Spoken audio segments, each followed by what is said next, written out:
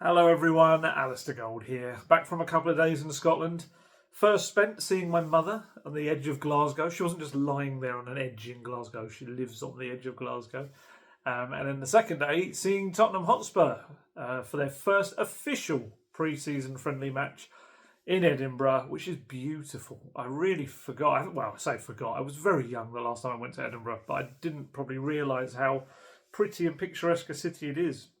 And the weather was good. I don't often get good weather when I go up to Scotland, but it was beautiful.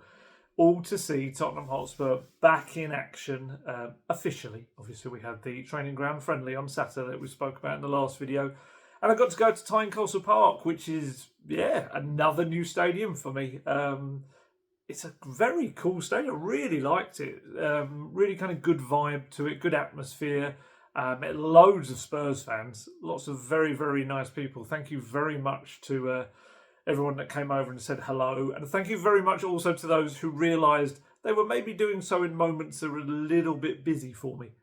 People were very understanding about that without kind of going into my job. And it's pretty much, I guess, obvious when you're around a match, or maybe not the first bit, but the two kind of probably busiest periods when we're writing about a game is when the team news drops, because we have to write various bits about that and break out a little story on that as well. And also at the final whistle, when we're frantically trying to finish up all our post-match stuff before rushing down to go and see Ange in the press conference room.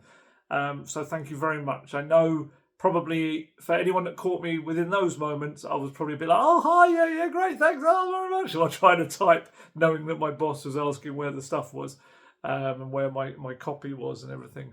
So people, thank you. It was very understanding people. Everyone says, oh, we can see you're busy.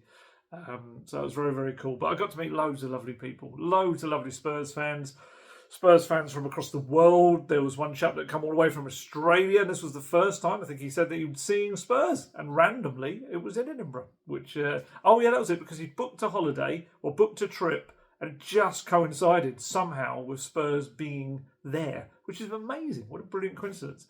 I met people that had come up from Glasgow, people that come from Fife, loads of people from across Scotland as well. This is the thing I know people sometimes do down friendlies, and especially when they're not in England and things like that. But I really encourage you to go to one of these, because you'll quickly realise what a big thing it is for the people that can't normally get to England or to London to see Premier League games. It's a big moment for them. And they got a really entertaining game. It was good fun. Spurs won 5-1. Not bad if you can get it for your first game. The chap that came all the way from Australia. We should get him to more games. He's clearly a good luck charm as well. But so this was the return of Postecoglou to Scotland. It was the return of Tottenham Hotspur to official matches. Not competitive, but official. I think that's probably the way to put it. It was, like I said, lovely sunshine. Ange came out a little while before kickoff and the warm-ups. He came in at the front of all the staff. Then the players came down the tunnels. Out into the stadium to kind of go down the tunnel to changing rooms. But then Ange came back out, and he kind of said hello to some of the photographers maybe he recognised during his couple of years at Celtic, whenever up there. And he just kind of went over to the centre circle. He's fully aware, of course, there's a whole bank of photographers all taking photos of him. But I think he just wanted to go out there into the centre circle. That's where Celtic won their second title under him last season at Tynecastle. Maybe he was just standing there, just looking around thinking, yep, got to soak up a bit of that. It's what he wants to bring to Spurs. It's as simple as that, really. That's what he wants to do. He wants to. I know it's. Of course, we know the Premier League is the most probably difficult league in the world, but obviously that's what he's aiming for, is to transplant what he did at Celtic at Spurs, he's already got a leg up on most of his predecessors, because this is his second pre-season. That's not something that Spurs managers get. He is the first Spurs manager, or head coach, whatever you want to call it, in the last half a decade that has had a second pre-season at the club. If that doesn't show you the ridiculous revolving door at Tottenham Hotspur, I don't know what else does. That is mad. That to actually get a second pre-season to get your kind of ideas across, it's just crazy. I thought it was very fitting that the match was kind of in honour of Dave Mackay, a legend for both Spurs and Hearts. he was a man who knew how to win trophies. And I just feel it was just very fitting, and just a moment with. I was kind of thinking about it being like a Dave Mackay match of sorts. In his honour, there was a minute's applause before the kick-off and everything, and some very cool kind of little montage on the screen. And it did kind of make me think, like, that's what Postecoglou is trying to do. He wants to write his name in the history of Spurs as well, as someone that was there and brought success and glory and trophies. That's all he's in it for. That is what the end of it all for him, the end game, and which fits kind of in with what I'm about to say next, because it was weird that in Scotland he was asked about the England job, because just so happened that on that day it kind of came out that he was among the potential candidates that England might look at to replace Gareth Southgate. As soon as that came out, I had various journalists from down south going, "Oh, are you going to ask? Can you ask about England?" Because it's like, don't worry. There's only a couple of us that came from the regular beat. Everyone else obviously was Scottish journalists, but they asked about it anyway. The Scottish journalists had that covered, and they asked him, and his answer was actually often in these scenarios, and I saw it with Pochettino a few times until he eventually would be quite clear. Often managers will be a little bit wishy-washy with their answers, a little bit like just leaving this little door open at the back just in case you want to approach me. That sounded weird. But yeah, I don't know why I do little weird voices like that. It's definitely something wrong with me. But yeah, Postecoglou was asked about it, and he was quite quick to kind of snuff it out. He said, "Mate, I was having a nap this afternoon, so I've got no idea. I'm Tottenham manager and I'm determined to bring success to this club, as I have at every other club I've been at. That's where my focus is totally." And I thought that was quite emphatic, really. I'm sure people will find ways to pick it apart, as you can with anyone, with any kind of statement that any manager makes nowadays. And he was asked again about, well, it's kind of following on from that, and someone said, because you haven't really achieved anything. He said, yeah, we haven't achieved anything yet. So until we achieve something, my work is not done. Again, pretty emphatic for me, is I'm not going anywhere until my work's done, or they get rid of me, which, as I was just saying, is a Tottenham thing. And then he was asked about, would it be a job that would interest him in the future, the England job? And he said, look, 5 years ago I was in Japan and now I'm in the Premier League. Who knows where I'll be in 5 years? I could be back in Japan. I could be on a beach somewhere, hopefully. It's not something that enters my headspace. I'm Tottenham manager and I'm determined to bring success to this club. Nothing else is on my radar except for that. I love that. I thought it was really clear, and straight from the start of the season just made it very clear, this is where it's at for me. This is what I want to do. Essentially, saying to the club, I'm here for you. Make sure you're here for me, essentially. Because we know Postecoglou is trying to build Tottenham 2.0, the next version of what we saw from his first campaign in charge. We all know what happened. Spurs finished 5th. They scored more goals, conceded fewer goals than the previous year, but they were inconsistent. They were. The football was inconsistent, not helped, of course, by a horrendous list of injuries, but we never really got to see the Postecoglou way for a full 90 minutes, as he has shown at other clubs. It was very much in patches in games, in portions of games. It was enough to get them to 5th, but it wasn't enough to kind of do anything more than that. And that's kind of what he needs to fix this season. That needs to be an improved, like I say, version 2.0 of the Postecoglou Tottenham. And that's a challenge for him. Obviously, a bigger coaching staff now, Nick Montgomery and Sergio Raimondo, who I saw on the touchline for the first time. They're actually the press box and the rows of the bench behind the dugout, because it was so big, the squad, because you had essentially 2 teams and then some more subs. So they were almost only a few rows kind of down from the press box, so you could quite clearly see everyone. And you can see, certainly, they're all quite vocal, but for me, Sergio Raimondo seems to be very much a vocal presence in the warm-ups. I think maybe his military background, maybe he's kind of used to running drills and things like that. I don't know, I'm massively speculating, but certainly seems to be quite a big voice on the warm-up pitches as well. But look, like I said before, second season under Postecoglou seems to be the one where it clicks for most clubs that he's been at, if not all of them. So fingers crossed. That's what happens with Tottenham Hotspur. So this friendly, when we saw the team sheets, it was very much like, what? Trying to work out. I was like, all right, who are the defenders in the starting 11? And we kind of swiftly worked out that Archie Gray was making his official debut for Spurs as a centre-back. Oliver Skipp playing as a centre-back. Jamie Donnelly, again, as we said about the behind closed doors friendly, playing as a left-back. And it was like, so wait a minute, Pedro Porro is the only defender in the back four, and technically he was a wing-back until, really being kind of made more of a right-back, although an inverted one, last season. So, yeah, it was a very strange line. Everything else about the team was fine and kind of what you would expect. But that bit was like, okay.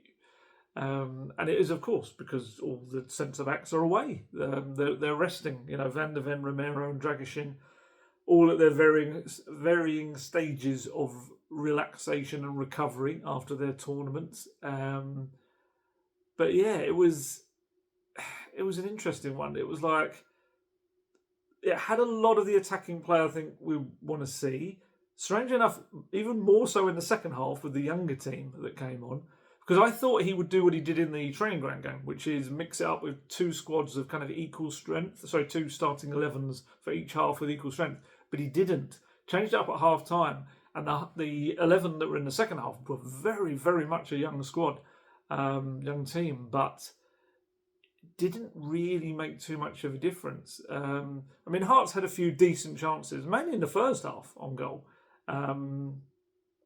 Sometimes through mistakes that Spurs made, sometimes through just a very inexperienced, out of position defence. But on the whole, bearing in mind for 45 minutes, they had a starting 11 for the second half that's got to have been near a teenage average age.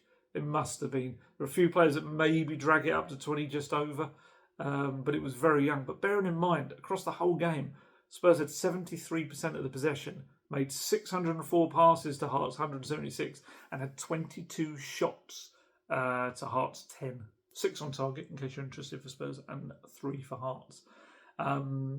Craig David, sorry, rewind. Craig David in goal. Now, if I'd looked at the team sheet and seen Craig David in goal, that would be very, very weird. I was going back to do Monday, Tuesday, the Wednesday song. That doesn't really work. Rewind was fine. I should have stuck with rewind. So Craig Gordon made a couple of saves, but he couldn't do anything about the opening goal. Took a little while to come. It was just before half time, but it was worth the wait. It was beautiful.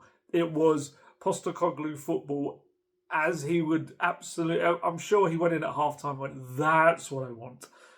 It was beautiful. I'm trying to remember who played the original ball. It might have been Jamie Donnelly, perhaps. But the ball goes to Maddison. Madison plays it into Kulusevski, who does this almost like a ballerina or a ballet star. Does this beautiful kind of swivel back heel back into the path of Maddison, who was good. Maddison looked quite sharp, actually. He was getting lots of lumps kicked out of him, as he always does. And one was a little bit worrying. He was down for a couple of minutes, but it seems to be fine.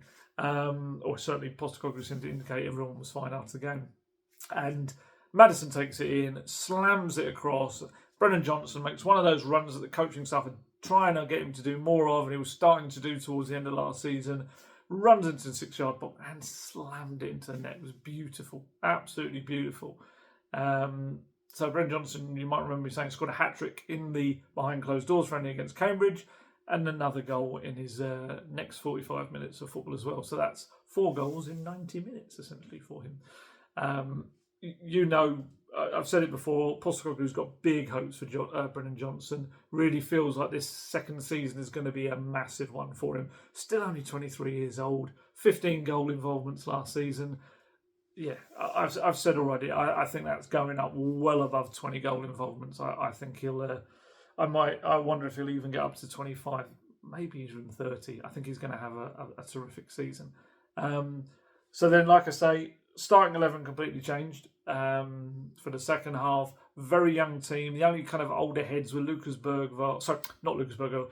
The young 11 had Lucas Bergvall. The older heads included Emerson and Timo Werner. call Jed Spence an older head? He was a surprise for me, I must admit. Sergio Reguilón didn't travel.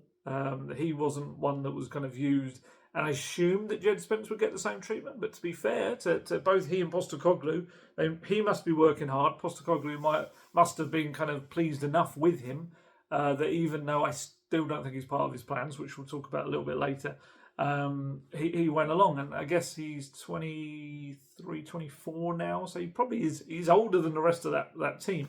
And he did kind of play he played well. We'll have a little chat about him in a bit because he did do well. And ironically, it was one of the experienced heads that actually led to the equaliser within a minute or so of the second half. Emerson Royale tried to play his way out of trouble by playing the ball back across his own box.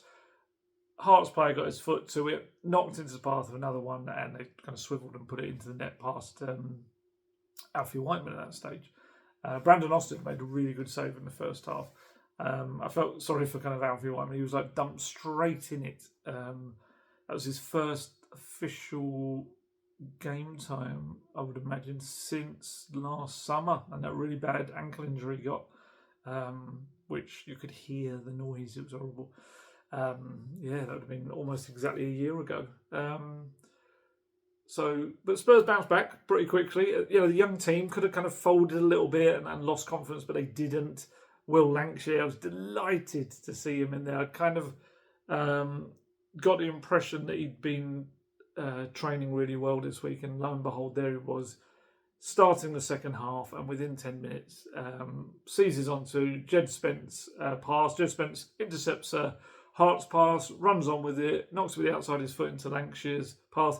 If you watch it back, Lankshear makes this really lovely kind of curved run to get around the defender, and he just perfect striker's finish right inside the left-hand post. It was beautiful.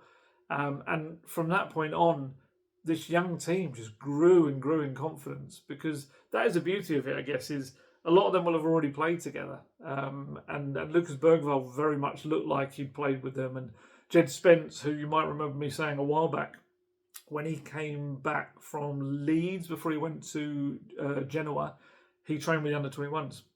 Wasn't part of the first team squad, so he will know them as well.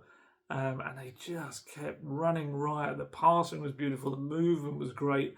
And the third goal came along. Beautiful one. Mikey Moore again. Fantastic. I just can't. I'm so happy. He's 16 years old. He's living the dream that we all would have had at that age. But he's earned it because he's worked incredibly hard and he's incredibly talented. Lucas Bergvall turns provider, knocks the ball into his run, and Mikey does this lovely move where he's driving toward the 6-yard box and then just stops. It's like something out of Top Gun, where they kind of Tom Cruise stops and all the jets fly past him. That was exactly what Mikey Moore did. He just suddenly put on the brakes. Afterburners? Brakes? No brakes, isn't it? Like I've ever been a pilot. Afterburners is when they go faster, isn't it? Anyone that can remember the line from the movie can tell me. But anyway, he stops. Defenders fly by. That gives him a little moment to switch onto his right foot. Buries it in the corner. Bearing in Mikey Moore's last 2 games has played in a slightly unfamiliar right wing role, and he's done so well. He really has. So terrific. The fans singing his name. There was a big stand behind that goal of Spurs fans. It was lovely because Will Lankshear really got a really nice kind of accolades and acclaim when he went over to them. He was kissing the badge and everything. And when Mikey scored, they started singing Mikey Moore is one of our own, which just, it's perfect. It's absolutely, I love stuff like that for these young players to kind of experience that. Next goal, 4th goal, was very much the Postecoglou blueprint again.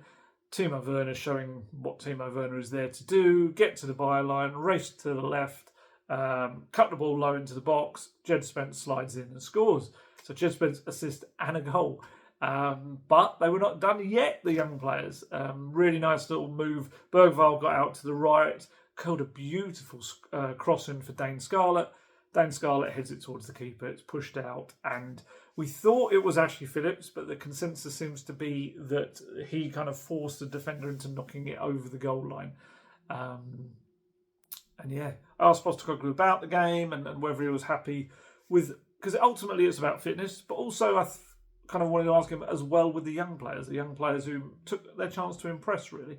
And he said, yeah, it was a good run out. It's always good when you play these games and there's a good crowd and a good atmosphere because it feels like a real game sometimes. A friendly game, you can worry about the competitiveness and intensity isn't there, but I thought it was today. Both halves were good. We played some decent football. The boys worked hard, no injuries. We're only 9 days into pre-season, so overall I thought it was a good hit out for us. And it was about more than 15,000 people there. So it was. That's kind of an important step for some of these younger players, even if it's just a friendly. Just to kind of get that experience of playing inside a stadium. Doesn't have, at the most a couple of thousand. Obviously, a few of them have played at Tottenham Hotspur Stadium for under-21s games there, but this will have felt more like a fixture that I think all eyes were on them and stuff like that. It was good. Because that's the thing. Essentially, from a friendly, it's about raising the fitness, raising the sharpness levels, avoiding injury, and kind of taking a closer look, I think, at some of the young players. And in that regard, ticked every box. It really did. But we got a look at the new arrivals.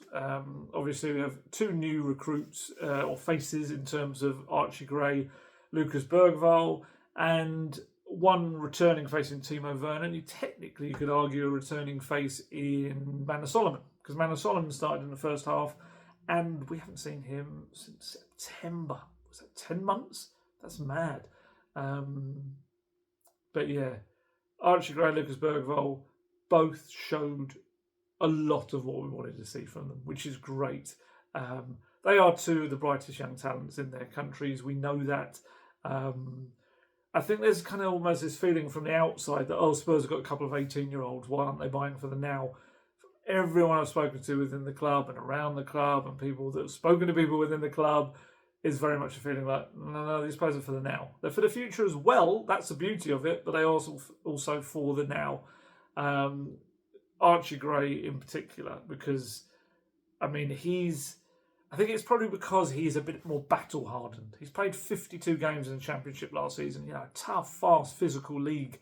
So, he's kind of ready for this. And then when you hear him speak as well, he acts like a player 10 years older, the way he looks and on the pitch, and the way he thinks on the pitch, and definitely the way he talks as well. And look, he's a £40 million player in essence. He's not here for, the future just. He is here to start games. And I do think he's going to get a lot more minutes than we're kind of even anticipating, because I think he has wowed people enough behind the scenes that will happen. Whether it is he ends up doing right backs shifts, whether it is that they get him into the midfield, but there's this kind of real feeling among people that you talk to about him that he could, he's got everything about him to become the next, I don't know, Steven Gerrard, Declan Rice, that kind of player who's just someone you can plonk anywhere on the pitch and they will be one of the best you can see on the pitch. So, yeah, just to kind of see him in centre-back pretty much proved that, and how well he played as well on the whole. And he just seems like a really nice guy. He does. So many people I've spoken to that have kind of worked with him and talked to him so far have all said the same thing. He's just very down to earth, very humble. There was a nice little story I'd heard that when he kind of first came in, the players at Leeds when they're young, they're used to like tidying up after training and stuff. That's part of their kind of what they're meant to do as young players coming from the academy. And I think, from what I understand, like during training sessions at Spurs on the first day or so, he was going over and starting to try and pick up the cones. And people having to say to him, no, it's all right. That's someone else's job. You don't have to do that here. Essentially, you're a £40 million signing for Tottenham this summer.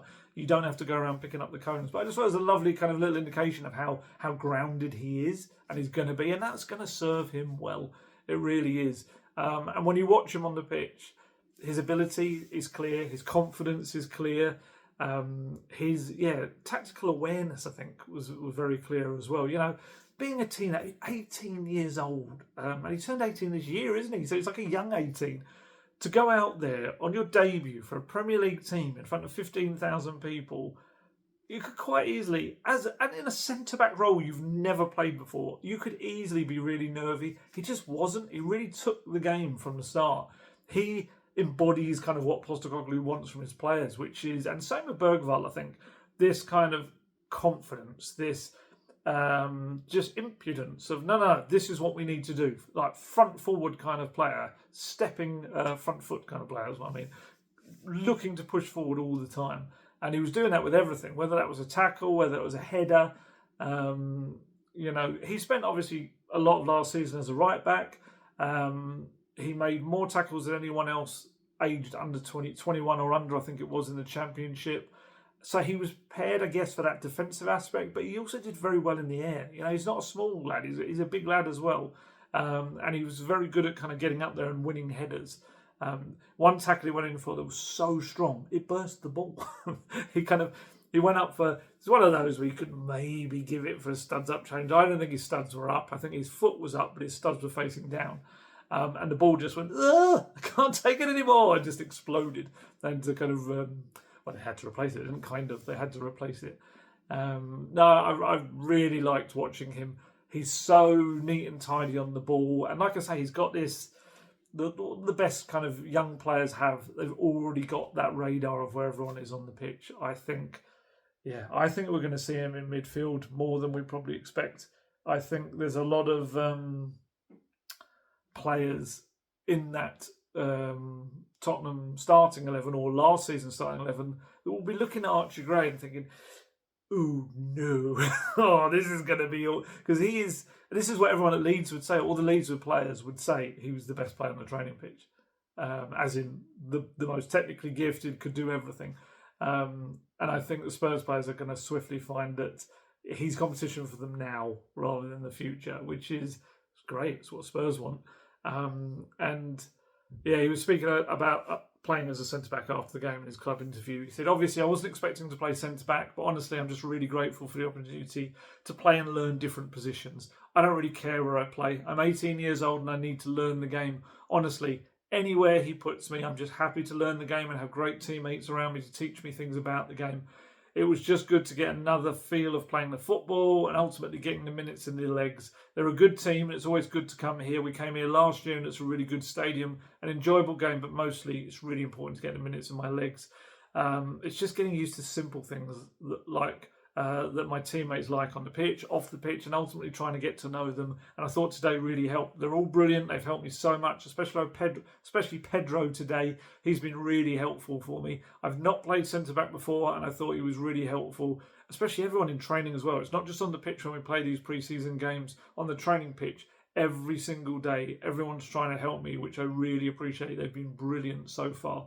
He speaks so well. The only thing that gives him away as an 18-year-old, and this is probably something you notice more as a kind of someone that interviews people, is at the end of when he's kind of run out of things to say, he goes, and he'll start almost start another sentence and go, yeah, and that's it. And he just kind of ends up, you can see Miles, who was doing the club interviews, like, okay, go to the next question. But before that, it's just reams and reams of really kind of interesting stuff, and like I say, so confident, mature for his age. It's fantastic. And Postecoglou was impressed with him.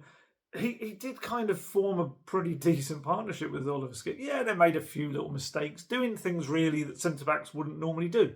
And that's going to come because they are absolutely... It's different doing it in a training session because you're up against strikers who are looking to make an impression in front of the fans. They're not going to go easy on you at all. And there was a couple of iffy moments, and they were helped by Hart's not being able to finish them, or Brandon Austin, like I say, making a really good reflex save from close range. But on the whole, you can't argue really. It was an 18-year-old and a 23-year-old midfielders playing as centre-backs. They did fine. Postecoglou said Archie did well. He, Skippy and Jamie Donnelly probably weren't expecting to start in our back four, but that's okay. It's about guys like Archie getting accustomed to how we play, how we train. He's an intelligent kid and coped with that okay today. It's just about letting him and Lucas settle into things. But I thought he was good. Archie was really good today. He did the things we know he can do well, and he's adapting to the intensity and tempo of everything we do. So he did well. Yeah, he was good. I really enjoyed watching him. I want to see him in the midfield. In a Spurs shirt. I'm hoping that comes over the course of this tour and that he's not kind of almost forced to being a centre-back. I don't think it will. From what I understand, I think Radu Dragusin is going to be back for the tour. Postecoglou seemed to be indicating that Ben Davies, who's had an injury, is going to be able to play a part.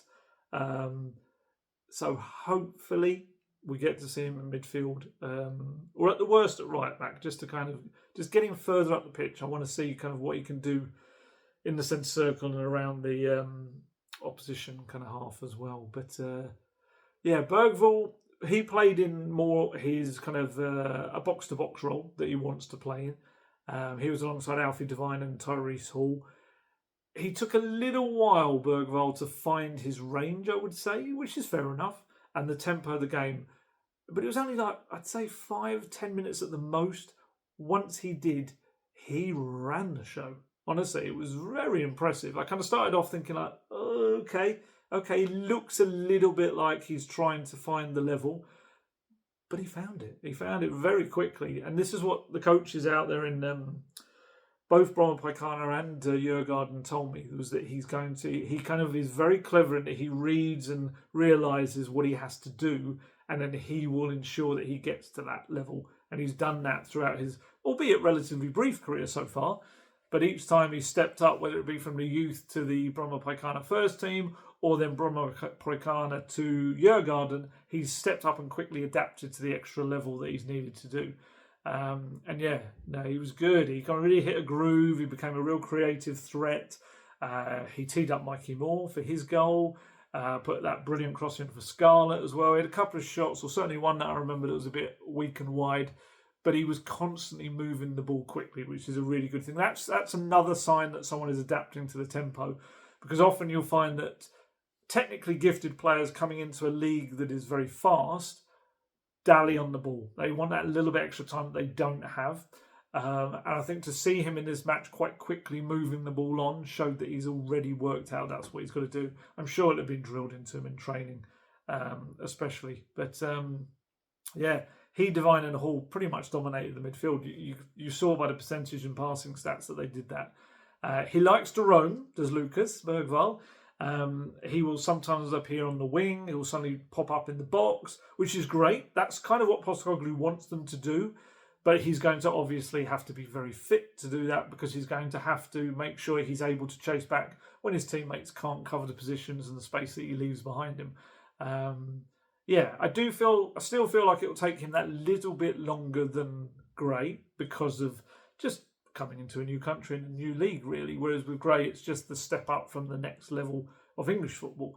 But I honestly, watching him yesterday, it's only a friendly, of course, and you can't go overboard on it, but I saw enough signs that suggest he should at least be able to adapt to this kind of British football. So that's good. That's the start, and he's got the natural ability. But we've got a fair few pre-season games to come where he'll be tested as well. This was just the start. Postecoglou said about Bergvall and Archie Gray, said same with Lucas. They're both really good kids. They come in really with the right attitude, very humble, but really ambitious and want to make an impact. They're not here to ease their way in. They want to play. And it's exactly what you want from young guys coming through. And they've added a good energy to the group. Because that's the beauty of it all, is Bergvall turned down Barcelona to come to Spurs because he wanted to play. He didn't come to Spurs just like, I could develop slowly and eventually come into the team. That's not it. He thinks, in his mind, he's good enough to start right from the off. I think he'll probably be more a bench player to begin with as he gets to grips with it and will become a starter. But I think that's the attitude, isn't it? That's exactly the way to be. Timo Werner back as well. If you weren't aware, if you missed it, Spurs did the deal with RB Leipzig to get another loan to the end of the season with an £8.5 million buy option at the end of it if they want to take him next summer. And as I said earlier, just again, I know people like to get down sometimes on how Werner plays and things like that, and mostly the finishing. But in terms of doing what Postecoglou asks, he's probably the purest version of it. He does what he asks in terms of get down the left, the old L shape kind of thing. I know L's not probably the best letter, but he does. Down the left, in. Down the left, in. And that's just what he does. He's like robot just doing it, and it leads to chances and goals, and it did again yesterday, and it will continue to do that next season whenever he plays. Of course, he has to sort out his own finishing in front of goal, and I think seeing Brennan Johnson getting to grips now with this coming in from the right-hand side and being a presence in the box, because Brennan Johnson was quite quiet However, comes in for that moment, scores a really nice finish, and suddenly all you remember is the goal. And that's kind of the for attackers, that can be what they're about, And yeah, Werner, he's got he was a prolific forward. He's just got to rediscover that. It could be confidence, we'll see. But ultimately, he's gonna. I still maintain, when you're looking to someone to come in and out of the team, whether it be for European games or whether it's in the Premier League, I still think he's going to come in and do a lot of what he's needed to do. And I think a little bit like Lucas Moura back in the day, having that little 6 months at the end of the season is going to prepare him as a bit of a mini pre-season, or long pre-season actually of sorts, for the coming campaign. Same with Radu Dragic. Both of them came in January, and I think they're going to have big second seasons. And Manor Solomon looked rusty. He looked like a player that's been out for 10 months. He'll get sharper. It's a strange situation for him because while, for Postecoglou, it's almost like, I didn't really have this guy for pretty much all the season. I had him for about a month of the season, and now I'm kind of getting to finally use him. But for Solomon, he's coming into the team, and it's like, there's loads of competition. It's got, Brennan Johnson, Kulusevski, Timo Werner, of course, as well. Sonny on the left as well, and Bergvall can play on the wings as well. I'm sure Archie Gray probably can as well, and there will be more. I'm sure they will sign another person that can play in those areas as well. So for Solomon, he's suddenly come in, and actually it's going to be a lot more difficult for him to get game time. But then with the amount of matches, I'm sure he'll get minutes as well. He's 25 next week. Postecoglou said of him, he missed a lot of football, that's for sure. I think he was happy to be out there again. A good pre-season for him, and hopefully we'll get him back up to speed.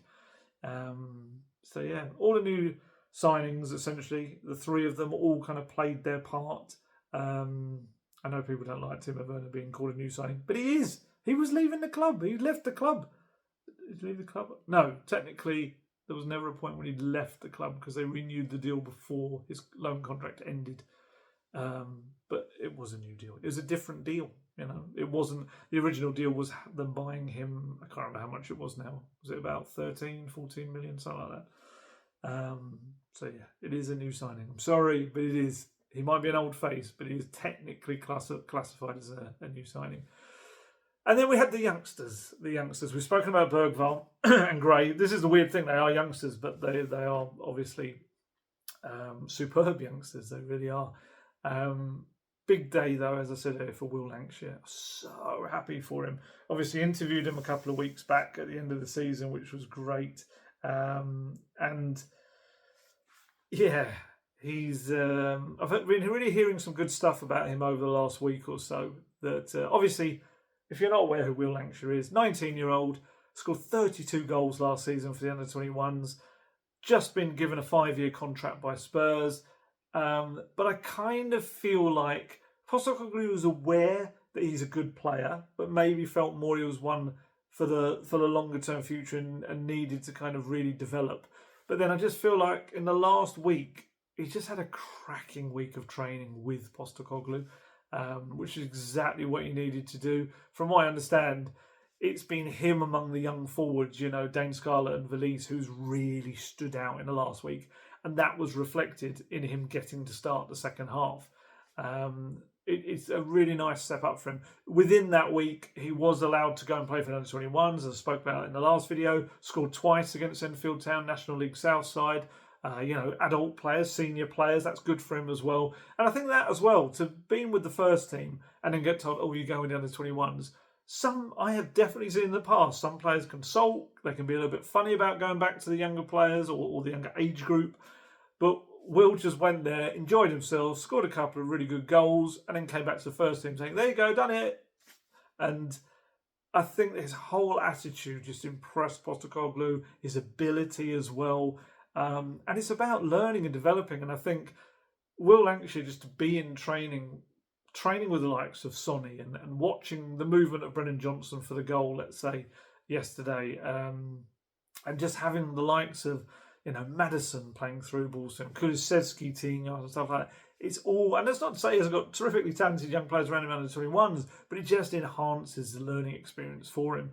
And yeah, he within 10 minutes of coming on, bang, ball in the net. And like I said, a beautiful finish. It really was a nice one. And honestly, have a little watch back if you can and watch this curved run he does. It almost feels like he's going to go one way and he kind of comes back on himself. It's very clever. And it's a real, as someone who's a very much slower, lower level Sunday League striker myself, I really can appreciate the movement. I was very, very impressed. I'm sure anyone can appreciate the movement. You don't have to be a very, very, very low level former Sunday League striker. It's just five-a-side nowadays because too old and too busy, unfortunately. But yeah, he was so delighted. Ran over to the crowd. Max Robson ran with him, who had a good game as a left back as well.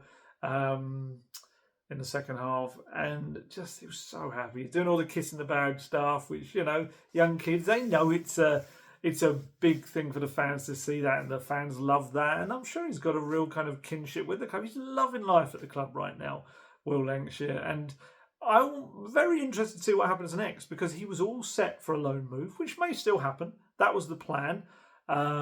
Championship League One sides queuing up to take him, loads of clubs interested in him. But I just wonder whether this last week or so has really kind of boosted his chances of actually going on the tour instead.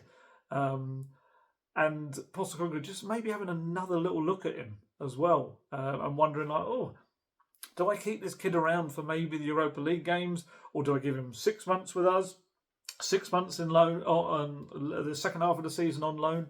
And also, Richarlison's still out injured. I don't think it's the worst thing in the world just to have another look at him for a while, Will Lankshear. I don't think it does him any harm whatsoever. There's certain merits, I think, to maybe trying to get to your loan club early and having a decent pre-season with them. But I think having a Postecoglou pre-season, which is a very intense pre-season anyway, and training with that higher standard of players, I think that's probably as good. And the experience of Vittoria is great. Even over the years, I've seen many of these young players going on these tours, getting experience of being around the first team, and also the cultural experiences they get as well, just kind of mature them a bit. And I think that can be very important for them, regardless of what comes next. Postecoglou was asked about him after. He said about Will Lankshear, he was good. Yeah, we brought him in this last week, and he has looked bright in training. He works hard. I thought he took his goal well tonight. He had a very good good year last year, so it's about rewarding that. With all the young guys, it's about the game doesn't stand still. Whatever you did last year, it's about coming in this year and making an impact. Our two new signings are both 18 years old, so there's a measure there for our 18-year-olds. Just because you're here doesn't mean you get any kind of advantage, apart from the fact that you're in front of us every day. He deserved his chance today, trained well, took his goal well, and I'm pleased for him. And it's interesting because what I said there about him, from what I understand, having a better week than Veliz and Scarlett. You could tell Veliz and Scarlett came on there and they really wanted to prove their point. It looked like a pre-planned move that Veliz was going to get the second half and Scarlett was going to come on second half of the second half, and Scarlett was going to come on at some point. I think it happened a little bit earlier because Veliz got a bloodied nose somehow, which didn't seem to stop. But he came on, Veliz was throwing himself about. He had one effort where he slid in and was like inches away from getting it in. He was battling away. Scarlett came on. He very much looked bright. He had that saved header that led to the 5th goal. He had another one where he kind of rounded the keeper, but he was really out wide and he tried to kind of loft it in. It just went over the bar. But yeah, it's Lankshear won. He won the battle of the young strikers. And I just feel like with his finishing ability and his movement, and he's got this real willingness to learn. I think the rest of his game, the hold-up play and all of that is going to be something that he needs to work on, as all young strikers do. But he has the frame, which is going to help him already. But his movement and the finishing are absolutely top-notch, and could be a really exciting summer for him. At the worst, he gets his first team training time, gets himself a big 5-year contract, and gets to go out on loan. That's his worst-case scenario. Best case, he absolutely smashes it on this tour in the absence of Richarlison and scores a few goals and puts himself in there. And Postecoglou's like, it'd look a bit daft if we let him go now. So, yeah, who knows? But then there's Mikey Moore. still makes me feel so old that he's still 16. Like I said, scored against Cambridge, scored again yesterday, playing in this new right-sided role, which he just looks like he can play anywhere. Again, the best players can play anywhere. What you said about Harry Kane. Harry Kane, you could play in the centre of defence and he'd be absolutely perfect there. He really would. The best players can just adapt to everything. Like I said, beautiful goal. If you haven't seen it, please do. His the touch to suddenly stop the ball is fantastic. Yeah, brilliant, and he was very happy about it. Lankshear grabbed him and tried to kind of hold him aloft. He didn't really get him very far off the ground, but the thought was there. Yeah, to have the fans singing his name is brilliant. Because like I said in previous videos, he won't sign his professional deal until he turns 17. The one he's agreed. August the 11th is when he turns 17, and until then there's always going to be that little nagging fear and doubt that another massive team could come in and try and poach him. Borussia Dortmund in particular have been kind of always, over the last year or so, been very kind of noisy in their admiration about him. He just wants to play football, Mikey Moore. That's it. He wants to do it at Tottenham. And look, he turned down a host of clubs last summer to do so. It's just about feeling that the pathway is there for him. It's about feeling that his development will happen and that he will get minutes in the season ahead despite his age, because that's what the other clubs will be probably offering him, certainly somewhere like Dortmund. But every indication seems to be that he's going to get a fair few minutes this season for Spurs because Postecoglou really likes him. He's clearly an incredibly talented young man. Yeah, he keeps developing on the trajectory he's on. Steers clear of injuries because he had a couple last year, just very unfortunate ones, like contact injuries, and kind of it's the world is his oyster. He could become one of these young stars that they're talking about in Match of the Day and things like that. If he has a big moment in a game, he's already played 2 Premier League games as a 16-year-old. So very much looking forward to what these young players can do for the future as well. Postecoglou was asked, and he spoke in his club interview about Mikey and Will Lankshear, and he said both of them were good. I thought Alfie Devine was good as well. It was good to see. They will get the opportunity, and then the rest is up to them. To be fair to them, they've trained well and they've looked really bright. Will, we brought in the last week or so, and he's looked pretty bright. It was good for him to get a goal. All these young boys, they had a good season last year, but they've got to come back and push on because nothing stands still. And they've got to keep pushing on, improving. I was pleased with them the whole second half. I think all the young boys did really well. And what I think helps these young players is that Wayne Burnett's under-21s and Stuart Lewis's under-18s have kind of always played this attacking, exciting, possession-based football that's not too dissimilar to what Postecoglou does, which is why the kind of 5 years of Mourinho, Nuno, Conte was just so weird in a way as a club, because the academy have to stick to their ethos of the way they play, because that's for the long term. They can't chop and change how they play to suit the current first team manager. In a way, most normal clubs pick managers that suit their identity as a club and what the academy are doing, which is why you get the likes of, Dortmund are a good example, and an Ajax of you can kind of transplant anyone from the under-21s, bang, straight into the first team, and they know exactly what they're doing because they play in the same role for the under-21s and they play the same kind of football. So I do feel like it's going to be easier for young players to step into a Postecoglou team and know what's asked of them. It's a bit different because the whole inverted fullbacks and things like that, although, I think I've said this before, the under-21s often play with at least one inverted fullback. So it won't be an alien concept to them at all. And I think that's why you're seeing a lot of these young players coming in when they have to under Postecoglou and doing well.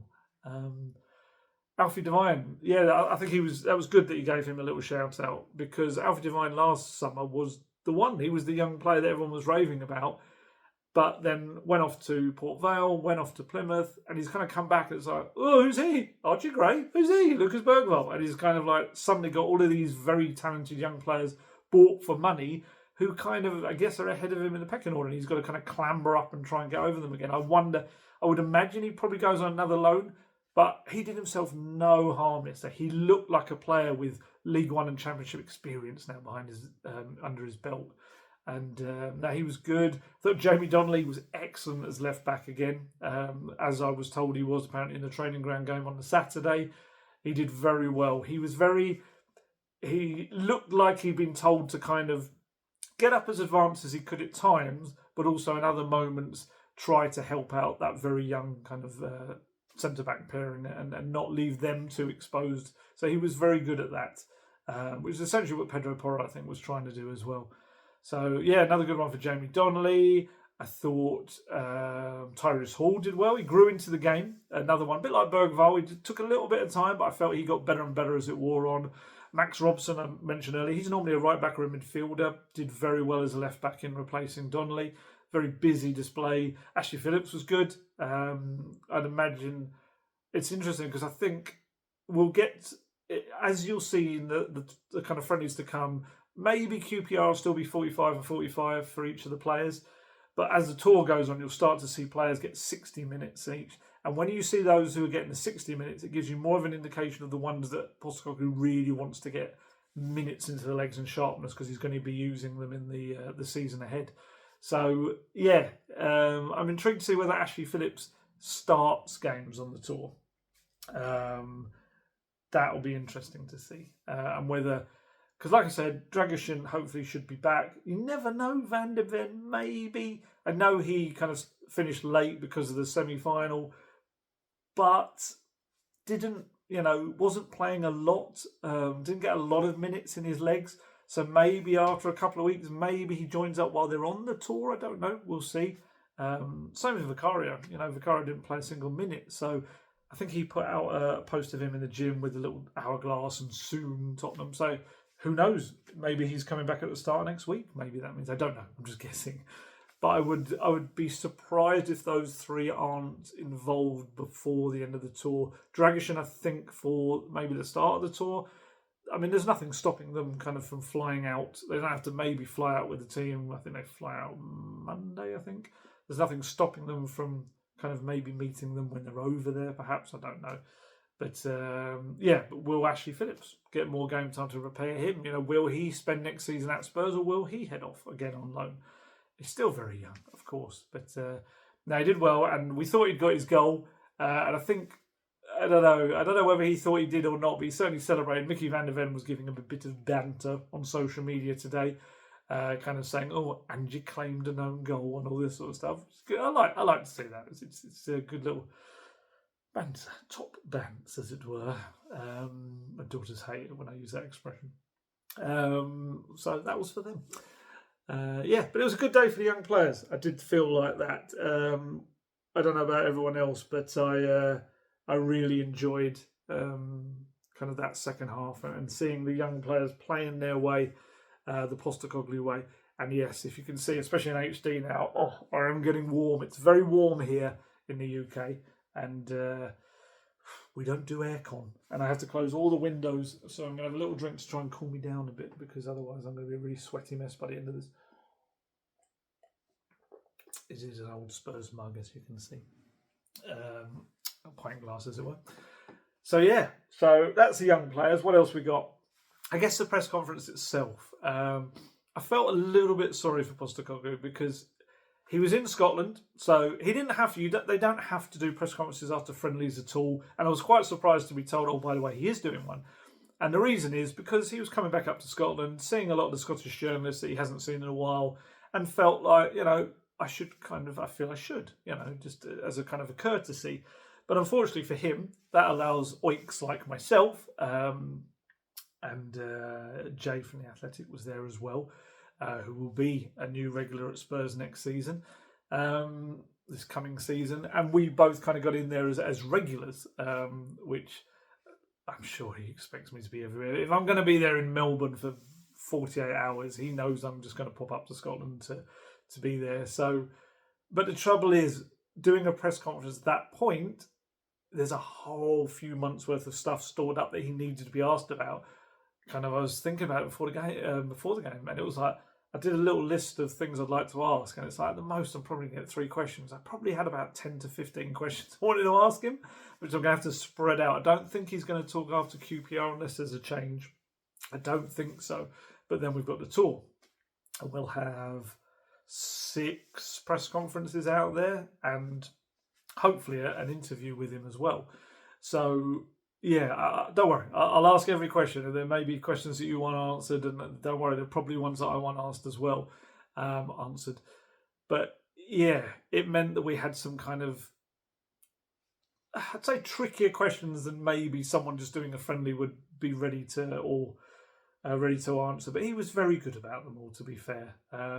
First one I wanted to ask was about transfers, because look, they have got Archie Gray and Lucas Bergvall as new faces for him. Timo Werner has been signed up for another season. But I just wondered whether he expected more at this stage, because last summer he had Vicario, Maddison, Solomon, and of course with Doggy, who'd already been signed but was a new face, a bit like Bergvall. And they were there for the tour, to head out on the tour. So I just wondered, kind of, having told me in Melbourne in May that he was really comfortable with the plan, the strategy that was there for the transfers, was he as comfortable, or did he expect or want or wish for a couple more signings? Because look, you could say about having Vicario, Maddison, Solomon and Doggy through last summer, well, maybe that was the summer that needed more of an overhaul, so they had to act even quicker to get that done, whereas this summer maybe it's about just fitting in some good building blocks to finish the jigsaw puzzle. I went all over there with the analogy, sorry about that. So yeah, it's essentially asked him, was he still as comfortable, or would he wanted a couple of more, or one at least extra in thus far? And he said, nothing's really changed. I'm comfortable. We've got a strategy in place about what we want to do. I'm really happy with the two lads we've brought in, both obviously very talented, but more importantly, really ambitious. They're not here to ease their way in. They want to play, and I think that's great. They've brought a good energy to the group, and no doubt there'll be a couple more additions, but I'm comfortable with where we're at. So yeah, don't read that as two. It may be two. It may be more than two. A couple just could mean anything. I know people sometimes over kind of analyze words like that. So yeah, that was the transfers. So yeah, I'm sure some people say that's what he would have said anyway. But trust me, I'll always go back to 2019. Pochettino press conferences when he clearly wanted more transfers in than just Tanguy Ndombele, and he was making that very clear. So they don't just toe the line. Trust me, there is no corporate message you have to stick to, whatever it is. If Postecoglou said he's fine with where they're at right now, fingers crossed, that means because things are in the works. That's what I'm hoping anyway. And like I always say, the Johan Langer way of just kind of being that little bit quieter about it all, I suppose, rather than the very noisy way that Paratici would work with so many different spinning plates. But yeah, so this press conference, we had some kind of tougher questions that we needed to ask him. One for me was Rodrigo Bentancur, because obviously Rodrigo Bentancur is currently the subject of, let's say, of two ongoing investigations. One being the FA for the comments about Sonny, the other from CONMEBOL about the post-match scenes that we spoke about in the previous video that happened at the Copa America. So yeah, for Rodrigo Bentancur, it was essentially just I just asked him, Postecoglou, obviously with all of that that's happened in the last couple of months, certainly for the Copa America stuff, there's a little bit of context to it and things like that. Still, as you've heard me say before, I still don't entirely agree with the way you went about it in any way at all, really, in that aspect. But I just wondered, had Postecoglou spoken to him yet, or was planning to? That was my question. I was a little bit surprised whether he claimed he didn't know about the Copa America stuff, which I would find very surprising for someone like him who's across everything. I'll read his answer out for you, it's easier. No, I don't know what you're referring to with the Copa America, but in terms of the comments, as in the Sonny ones, it's been dealt with. The most important person in that whole process is Sonny, so he'll guide us and he'll direct us. It's being dealt with, and I'm sure there'll be further actions behind it, but at the moment, I think with all these kind of things, it's easier to jump in and make judgments, but I always think the most important people are the ones affected, and in this case, it's Sonny, and will be guided by him. Yeah, I mean, one of the things to take from that is there will be further actions behind it. So whether he's talking about club or whether he's talking about the FA, we'll see. I don't think it was the perfect answer. And I think we might see a slightly different version of that answer when he goes to South Korea, because I do think it's slightly missing the point that it wasn't just about Sonny. You know, and I know a lot of Asian people were very upset by it, and how it's good was taken in Korea was not good as well, South Korea. So it will be a subject over there. You know, I know there's people that just kind of just go away, like trying to not have this like being out there, but it is out there. It's an open investigation with the FA, and like I said, in Korea, I would be stunned if the Korean media across 2 games, 4 press conferences out there, there are no questions to Sonny or to Postecoglou about it. So it is going to kind of still be there, and I just feel like maybe Postecoglou might look at it from a little bit of a wider perspective than just saying it's all down to Sonny. But yeah, so that was that. And then another weighty topic that he had to deal with straight off the bat as well. He was asked about the footage of the Argentinian players on the coach with racist chanting about French players after the Copa America victory. So obviously you could only see, should stress, you could only see certain players in it as well in this video, which was an Instagram live. I think was it Enzo Fernandez put it out on Instagram live, I think. So he was asked about that and whether he'd seen it. I didn't ask that, but I didn't want to hit him with one. So essentially I asked him about the game, transfers and Bentancur. And yeah, so he was asked about this video and he said only briefly, as in he'd seen it only briefly. But again, like I said with these things, it's the people who have been affected who are the best judges of where it sits. I don't get that stuff. I don't understand in this day and age why you would even put that kind of stuff out for public consumption. I'm not talking about that as in the chant. I'm talking about the celebrations.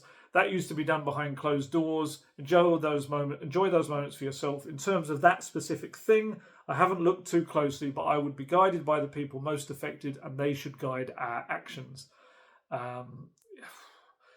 Just before I came on doing this, I saw that there's an Argentinian player, is it DePaul, has come out, and a very strange way of talking about it. He's essentially come out and said that, if you're not aware, Wesley Fofana saw the video on Instagram and put it out on social media with something about, I can't remember, something about racism in 2024. I can't remember the exact caption.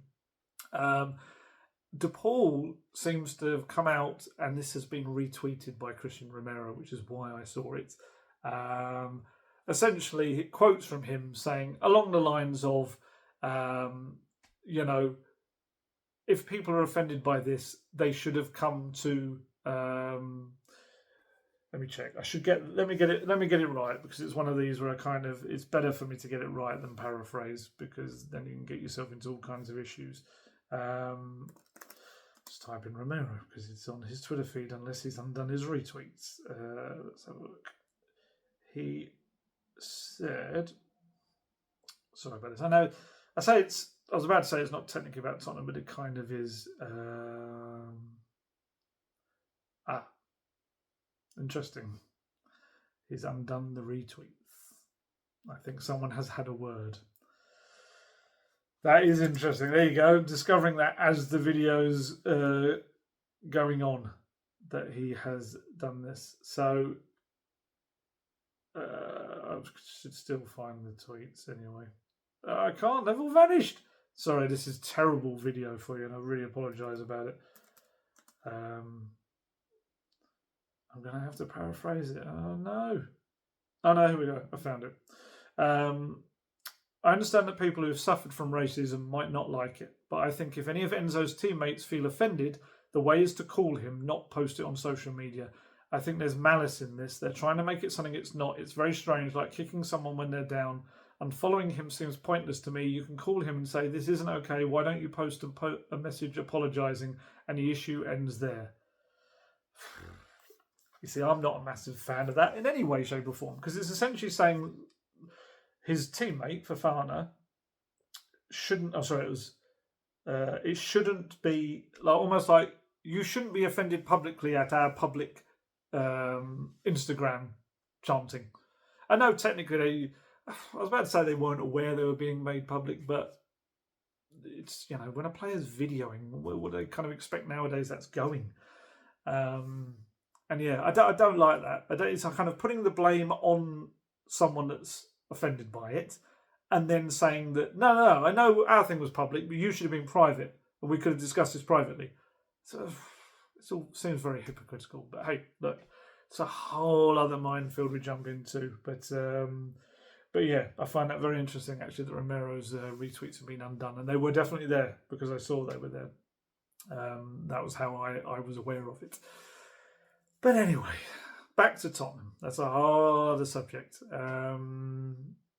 Outgoings is kind of probably one of the things also we've got to look at. Like I said, Bergvall not there. Jed Spence, given a bit of a run out, did well. He did do well. It was a bit of a guiding guiding figure. He was like, oh, go over there. A guiding figure for the young players. He was asked about him after the game, Postecoglou, and he said, Jed did well. He's had a tough couple of years. He's training with, he is training with us, and I think with all the players that are here with us at the moment, and when they are here with us, I treat them as Tottenham players unless something suddenly changes. He was good tonight. He took his goal well. He contributed well and got an assist. Yeah, I don't know. I don't think that was the most positive ringing endorsement of his long-term future. Players that are here with us at the moment, when they're here, I treat them as Tottenham players unless something suddenly changes. It didn't say to me, oh, he's been great. I'm really changing my mind about him. But it was good for him because, look, Genoa wanted him but weren't going to pay what Spurs were looking for. This, I think, a little 45-minute cameo essentially says to him, look, pay up if you want me. I'm a really good player. And again, it's saying to other clubs as well, like, hello, look at me. I'm still here. I'm still talented. It just hasn't worked for me at Tottenham. It seems to be a thing about Italian clubs not quite paying the required money. Poor old Emerson, I think he'd really like to go to AC Milan. He just wants to play regular football. But AC Milan came in with the stunning bid of £8.4 million for him, with 10 million euros, which is exactly the bid that they put in. This was a formal bid. It's exactly the same number as they put in as a verbal bid. And Spurs went, nope. I can't believe it. It's just madness. It is. Spurs looking for about 20 million euros, which is about £16.8 million for him. So, but again, player with interest there. So you can kind of have that viewpoint. And I think the same will be with Højbjerg now that he's kind of out of the tournament and can really look at that. Lo Celso as well, Copa America winner. Brian Hill was not there in Edinburgh. He wasn't mentioned among the injury news, which either means he's going to be fine or he just wasn't involved. Again, he was one of the many questions I had lined up after the game, but it's just like, I've got 3 questions. We're going to use these. He did talk about injuries. He said, this was in his club interview, Pape, as he calls him, Pap Matassar and Ben Davies should be okay for the tour in terms of participating. Richie is probably a little bit behind them, which suggests maybe not in terms of being able to participate in the tour. Fraser Forster is probably a little behind them as well. I think they're the main ones and nothing else significant, which indicates that hopefully Destiny Doggy should be back. He had surgery on his left quadriceps in April, so he should hopefully be back. And yeah, so the tour is coming up thick and fast. I fly off early next week to go and do that, which is always an experience. I'm really looking forward to Japan. I've never been to Japan, and also really looking forward to South Korea because it was an amazing experience last time. I think it's going to be very warm. You see me sweating now while doing this video. It's only about 23, 24 out. I'm told that Japan might get up to about 40. Yay! I'm going to melt. But I'm really looking forward to it. It is one of the places that's on my kind of destination bucket list, and I'm pretty sure I'm going to end up having to take my wife back there on holiday at some point. Sorry, not now, for those who want me to go on holiday. I've got a couple of days off after the tour when I come back in early August, but that's the next one, I'm afraid. I do feel like Richarlison's injury, though, probably going to have to hasten the search for a new attacker. I saw when some of the aggregators took out a little bit that I wrote my piece about Will Lankshear being like really good in training. I think some people were thinking, Gold's saying we don't need to sign a striker. He's trying to claim a 19-year-old is the future and the past and the present, or whatever.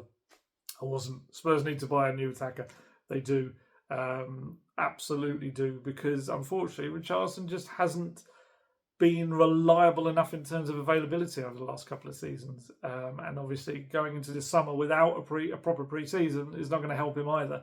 So absolutely I would be moving for a striker right now. I really, really would.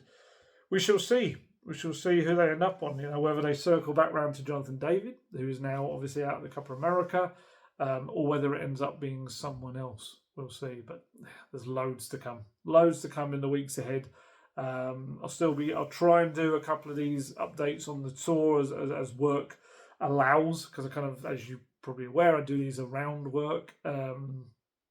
So that has to always come first. And Postecoglou maintains he's comfortable right now. It's very much down to Spurs to keep him that way, because, as I've said, second season under Postecoglou, feel like it could be a real biggie, and hopefully it will. So, right, I'm going to head off because I'm boiling and I need to open a window. I shall try and do one of these hopefully on Sunday after the QPR friendly, and hopefully we'll have more to talk about, not only on the pitch, but off of it. Time to head off. As always, stay healthy, stay safe, look after yourselves, and I shall catch you later. Goodbye.